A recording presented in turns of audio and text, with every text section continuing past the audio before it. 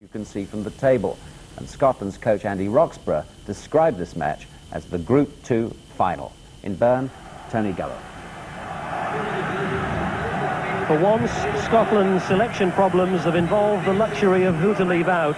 With 6 candidates for the striking roles, coach Andy Roxburgh has gone for the Rangers pair of Ali McCoist and Maurice Johnson, back after a one-year retirement from international football following his disappointments at the World Cup in Italy last summer. And with Gordon Durie of Tottenham also included in a midfield role, there's very much an attacking look to Scotland tonight. A team here which shows 4 changes from a rather weakened side that did beat Switzerland 2-1 at Hampden last year. The Swiss are still resentful about that defeat, and they're no longer the pushovers of world football. Although the names and faces in their lineup are not too familiar, there are 1 or 2 to look out for. Number 8, Heinz Hermann, winning his 115th cap tonight, approaching Peter Shilton's world record of 125. He's the playmaker in midfield.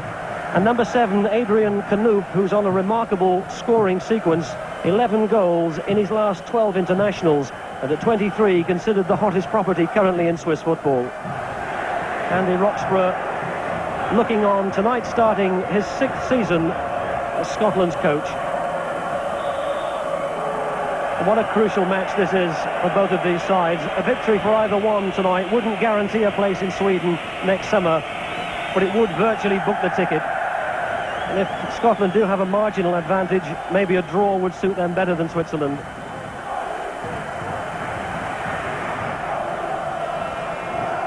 This is Sforza. Has been suffering from a neck injury, and the Swiss have really played cat and mouse here this week about who would play and who wouldn't play. They really are taking this match very seriously indeed. Oh, and they've got dispossessed. A good break on here. Durie's forward in support. Blocked by number 4, Hare. But a good early chance there for Scotland, and it was interesting to see that Durie was in support of number 9, Ali McCoist.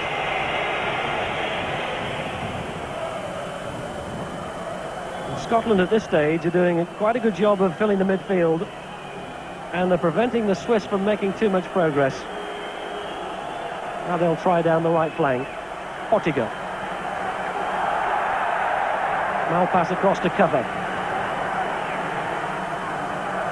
Hit first time by Ottiger. Chapuisa! Offside. It doesn't count. The flag went up right away on the far side. It certainly looked a good ball, drilled in by number 2, Ottiger. But as soon as he hit it, the linesman put his flag up. Long before number 11, Stefano Chapuisa, put it in. And that's why, clearly offside. 41 games Scotland have played since Andy Roxburgh became the coach. They've won 15, drawn 13, and lost 13. Over the top for Ali McCoist. Will it bounce kindly for him? Still McCoist. Ottiger forced him wide. He did well to number 2. He could have dived in there and maybe conceded a penalty. He didn't. He just kept escorting Ali McCoist away from goal. Turkil Maz, pursued by Nickel. Too long. This is Heldman. Herman teeing it up for Suter. Oh, great shot! It came back off the underside of the bar. And Scotland live again. What a great shot by number 10, Alan Suter. It beat Gorham's dive, hit the underside of the bar and didn't go in. Sforza here, the number 5, winning only his 2nd cap for Switzerland tonight. And he's put in a good ball, hasn't he, to find Ottiger. The number 2 had made a good strong run down the right, and he was well found indeed by number 5, Sforza. Now he's beaten offside. The keeper thought about coming. He's changed his mind. Is this Scotland's glory? Oh! Stefan Huber did very well. Maybe you'd say Ali McCoist didn't do. It was a one-on-one for the Rangers number 9. And Gubba gave nobody any cause to think that there was a foul or a penalty. He took the ball cleanly, and McCoist will look back, I'm sure, and feel that he could have done better. A clear one-on-one, and here's another Chapuisa. What a blow for Scotland. They could have taken the lead at one end through Ali McCoist, and within seconds they're caught in a similar situation at the other. This time the one-on-one was Chapuisa, and he did what McCoist didn't, and he found the net. Switzerland ahead 1-0, and that's a real blow for Scotland. Well, if it was going to be hard here in Bern for Scotland tonight, it's going to be even harder after that. 30 minutes gone in the first half, and now trailing a goal to 0.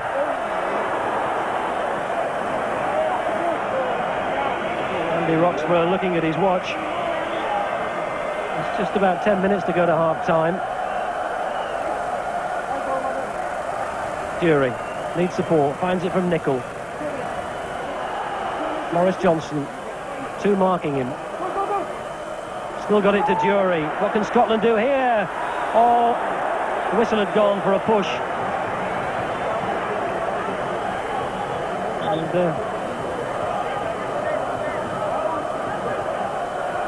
Tom Boyd was the player penalised. I think he indicates to the referee after this that the player fell down in front of him. It didn't look too intentional, but Boyd thought that he was blocked.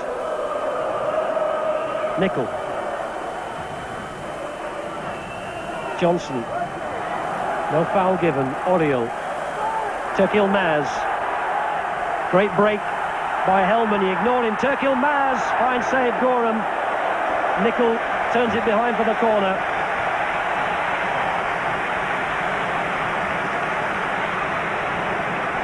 Powerful run by the 24-year-old number 9. There was a player on and he might have given it to. That's Hellman. But he chose to go alone. Unfortunately for Gorham, it was straight at him.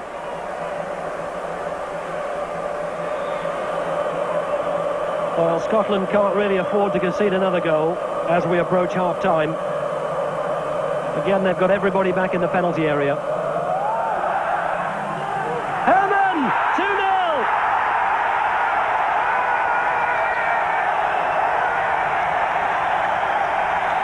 Heinz Herman, the Swiss captain and their veteran, winning his 115th cap.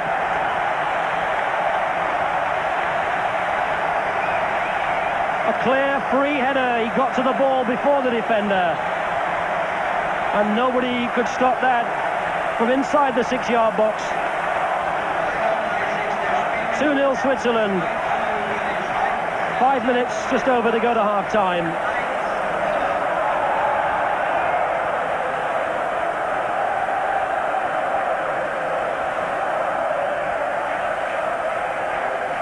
Malpass.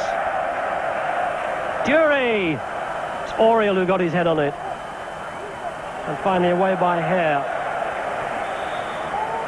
And Maurice Johnson is down in the Swiss penalty area. And he might well have been injured by his teammate Gordon Dury coming in behind him. This was how Johnson got injured. Dury, who came in behind him, Oriel won the header. And that's left the Rangers player prostrate. And 14, Gary McAllister of Leeds is the player who Andy Roxburgh has decided to send on as the replacement for Maurice Johnson.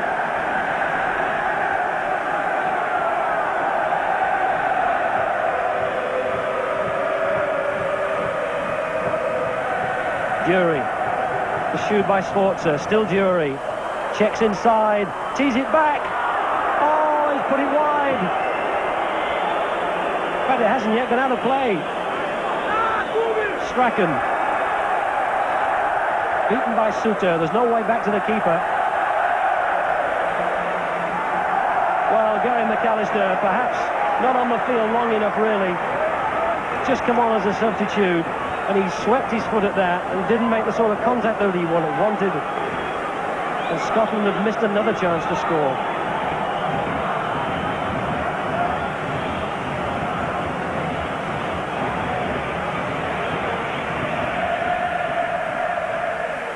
Both sides start the second half as they finish the first. No substitutions made. But Scotland look as if they've made a positional change. Steve Nicol has gone to centre-back alongside David McPherson.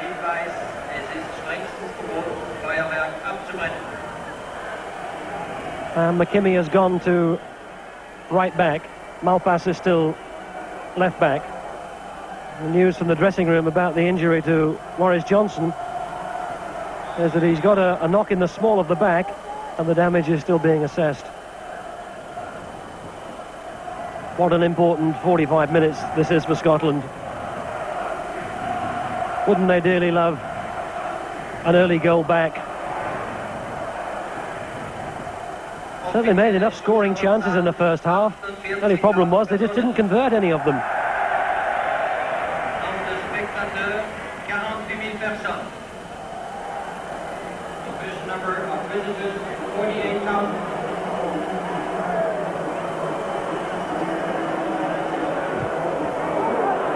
Well, that's a disastrous kick by Stefan Gubba. Couldn't make halfway line. Straight into touch. Scotland's throw. Dury. McCall. Harried by Canoop. Hooked into the middle by Boyd. McKimmie. Drilled in. Dury! That's exactly what Scotland wanted. They pulled a goal back right at the start of the second half.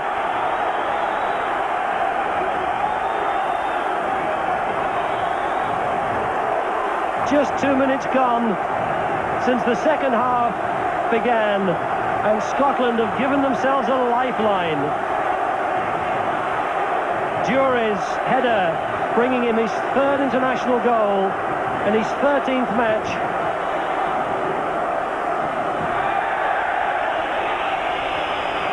And it couldn't have been better timed. It was close to Gubba. He might have got a hand on it. And if we trace that back, Scotland's scoring chance came about because the Swiss goalkeeper had a dreadful kick out which went straight into touch, gave Scotland possession, and from that they built the attack and they pulled the goal back.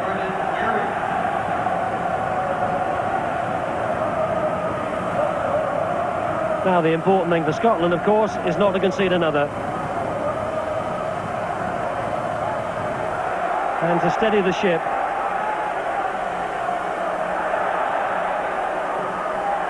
Suter, has he run it too far? Corner given. And the Swiss number 10 had an altercation with the hoarding. Well, what an extraordinary sequence of matches between these two sides in this qualifying group.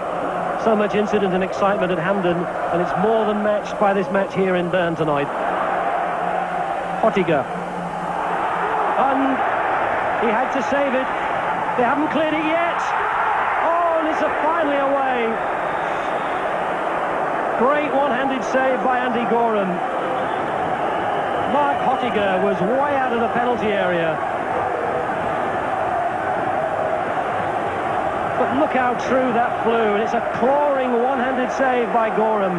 And then when it's drilled back into the 6-yard box, he misses it. I think it came off Nicol's heels eventually. And Scotland were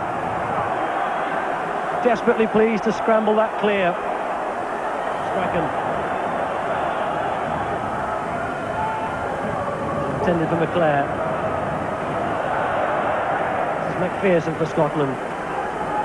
Strachan tried to check where everybody was. Got a bit more time now. Keep going forward, Strachan. And brought down from behind. And if they run at these defenders, the Scots, they're going to get free kicks. And it looks as though he's reached for the card. Oh, and there's a bit of pushing and shoving. And this is all silly. And they're still pushing, and the Scots are having to fight to get the ball back.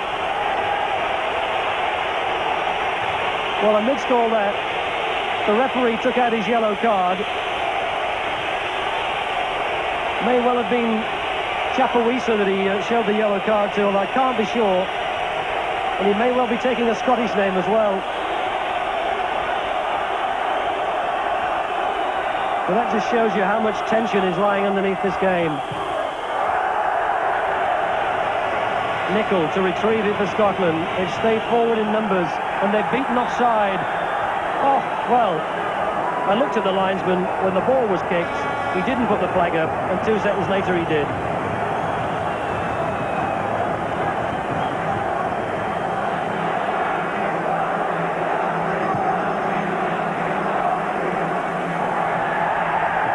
Well, that's a bit of nonsense by Chapuisa, waving his arms about. And it was Chapuisa who was cautioned a moment ago. Oh, that's fallen nicely. Leclerc's in the middle. So too was Jury. And the ball didn't get over the first defender.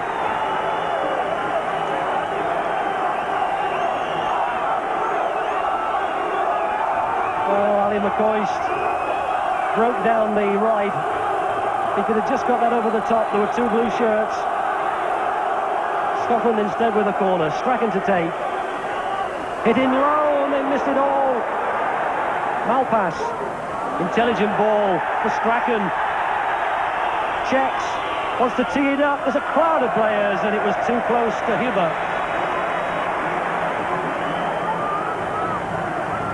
Came off Nicol.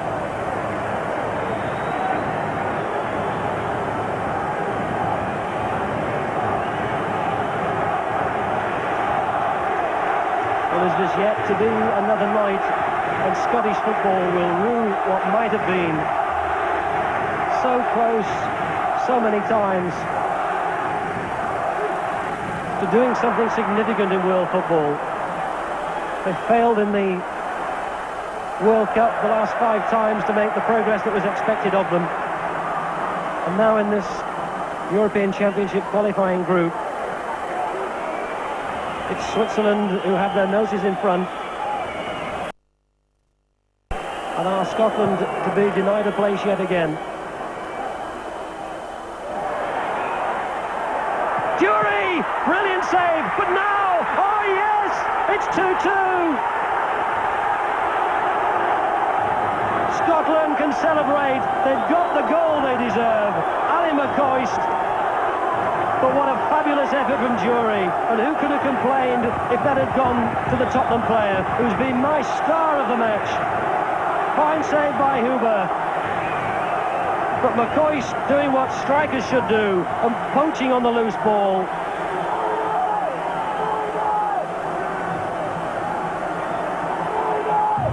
And he buries that emphatically, doesn't he?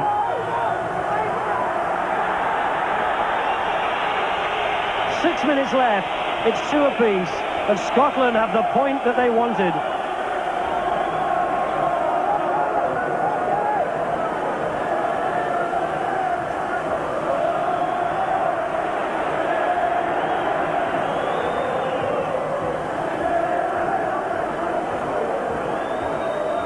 McCoist. Oh, he lifted his foot high, but he probably couldn't surely have known that the defender was right up his back pocket.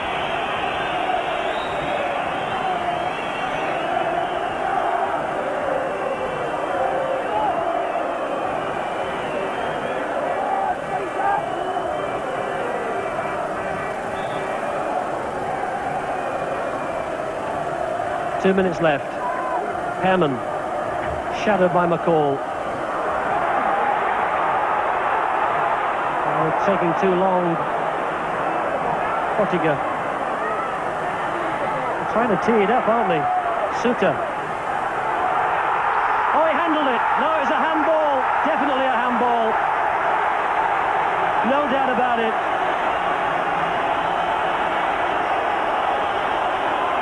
And 10 out of 10 for the referee, not only for spotting it, but also for not in any way being intimidated by this very partisan crowd. Chapuisa knocked it in with his hand. Well, Switzerland were held to a goalless draw in the home match they played here against Romania. Oh, hit the back of the Swiss player, and they left it for Nicol, thankfully.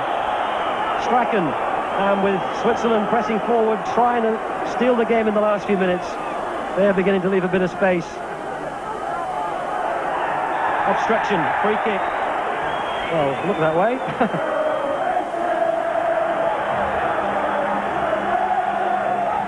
Beacle. Brought down. Free kick again.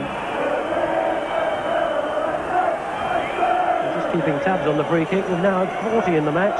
4-0.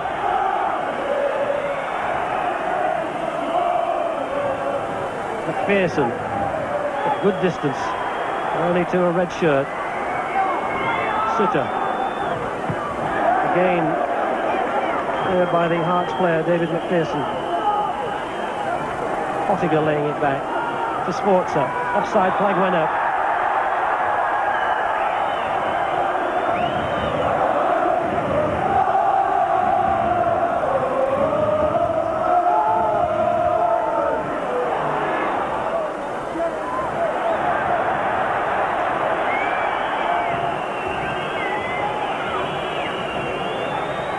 McPherson won the header, only as far as Herman.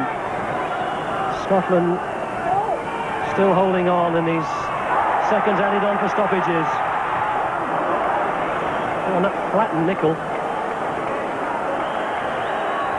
Sforza. And the whistle goes. And that's a great result for Scotland. A result which says a lot for their courage and their character and their commitment. They didn't lose heart when they trailed 2-0, having failed to score themselves on several occasions. And in a strange way, the loss of Maurice Johnson may have been their salvation, because when Dury started to partner Ali McCoist up front in the second half, Scotland looked much more potent and got the 2 goals that they deserved. The first from Gordon Dury right at the start of the second half, and then the equaliser from Ali McCoist in the 83rd minute to cancel out the 2 first half goals by Chapuisa and Herman. And a point in Bern sets up Scotland now perhaps to qualify for the European Championship for the very first time. Well, both Switzerland and Scotland have yet to play in Romania. Scotland need to do as well as Switzerland there and then beat San Marino to qualify. Well, Terry, your man Dury had a good night, yeah, and they got out of jail. That's right. In an intense atmosphere like that, to be 2-0 down, you've really got to pull it out of the bag to get a result, and I thought they'd done really, really well there. Would you fancy Scotland now, Jim? Qualify? I fancied him very much. I mean, they showed passion and spirit there to come back when they were dead. And I'd just like to see McClare alongside Dury, because Dury is not only a goal scorer, he's a very creative player, and I think McClare is too, and I think it would be a good combination for them. But he didn't play much fun there tonight, did he? He played more withdrawn in a midfield role, Gordon Dury, coming very late on him. But he did that well. Exceedingly well. We're not agreeing about something, are we, accidentally? I hope not. It was a mistake. Don't let's make a habit of this. Now, in the last year or two, the Faroe Islands have moved